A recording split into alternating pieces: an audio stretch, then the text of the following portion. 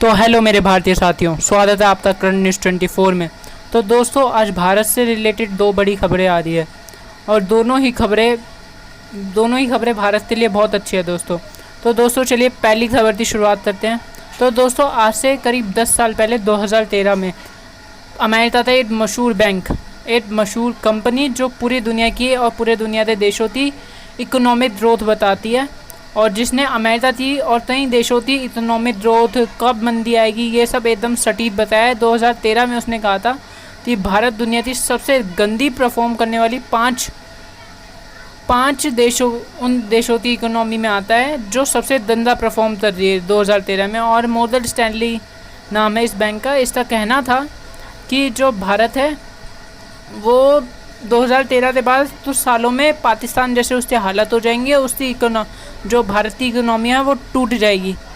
और अब यही जो कंपनी है, ये जो बैंक है मॉर्गन स्टैनली अमेरिका का, इसने अपनी रिपोर्ट प्रस्तुत की है और इसकी रिपोर्ट में ये खुद एकदम भुचक्का हो चुके हैं, मतलब एकदम हैरान हो चुके हैं भारत की परफॉर्मेंस को देखते।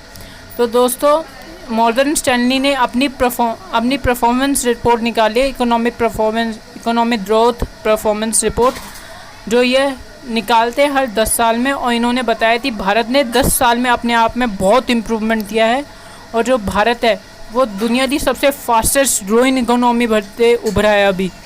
और दोस्तों, ये भारत के लिए बहुत बढ़िया बात है, क्योंकि मॉर्गन स्टैनली के अनुसार जो भारत 5 सबसे गंदी परफॉर्म करने वाली इकोनॉमियों में पहले था, आज वो दुनिया की सबसे टॉप और सबसे फास्टेस्ट ग्रोइंग इकोनॉमी बन चुका है। और ये मॉर्गन स्टैनली का कहना है दोस्तों। आप जितने भी आर्टिकल्स देख रहे हैं, आप चाहे इन्हें पढ़ लीजिए। ये मॉर्गन स्टैनली कह रहा है कि जो इकोनॉमी 2013 में एकदम बेकार हो रखी थी, जिसे फर्जाइल कहा जा रहा था, जिसे बोला जा रहा था कि 2013 के बाद ये इकोनॉमी टूट जाएगी, कुछ नहीं होगा, देश कंगाल हो जाएगा, आज वही देश दुनिया की फास्टेस्ट ग्रोइंग इकोनॉमी के नंबर 1 पे आ चुका है दोस्तों।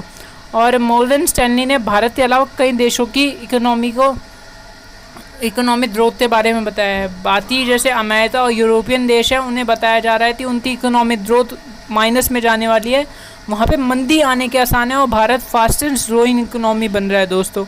ये मॉर्गन स्टैनली इसे देखते भी हैरान है कि भारत जब पूरे दुनिया के जो बड़ी इकोनॉमी है वो मंदी में जा रहे हैं, और जब भारत फास्टेस्ट ग्रोइंग इकोनॉमी बन रहा है। और मॉर्गन स्टैनली बता रहा है अगर भारत ऐसे ही परफॉर्म करता रहा तो 10-12 साल बाद ये कहना मुश्किल नहीं थी भारत और चाइना, जो चाइना की इकोनॉमी अभी है उसका हाफ भारत हो ही जाएगा दोस्तों। चाइना अभी 18 बिलियन डॉलर की इकोनॉमी चला रहा है, 18 बिलियन डॉलर की दोस्तों, और भारत 9 बिलियन डॉलर की इकोनॉमी 10 साल के अंदर बन जाएगा दोस्तों, मॉर्गन स्टैनली का कहना है। और ये देखिए, मॉर्गन स्टैनली ने ये भी पेश किया है कि चाइना ने जब अपनी ग्रोथ रेट स्टार्ट की थी तो 1980 में उसकी पहली ग्रोथ रेट दोस्तों 8 से 9% थी, और 2000 से लेकर 2010 के बीच ये 10% तक पहुंच चुकी थी।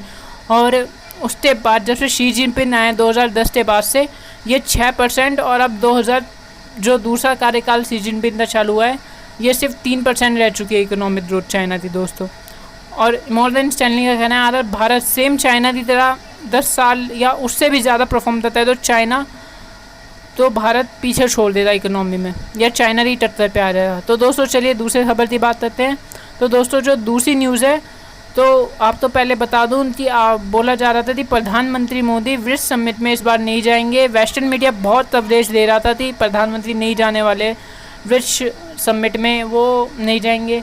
और फिर अगर प्रधानमंत्री मोदी विश्व समिट में जाते भी नहीं तो दोस्तों, जो साउथ अफ्रीका की विश्व समिट है वो स्पोर्ट ही नहीं होती, वेस्टर्न मीडिया उसे देखता ही नहीं।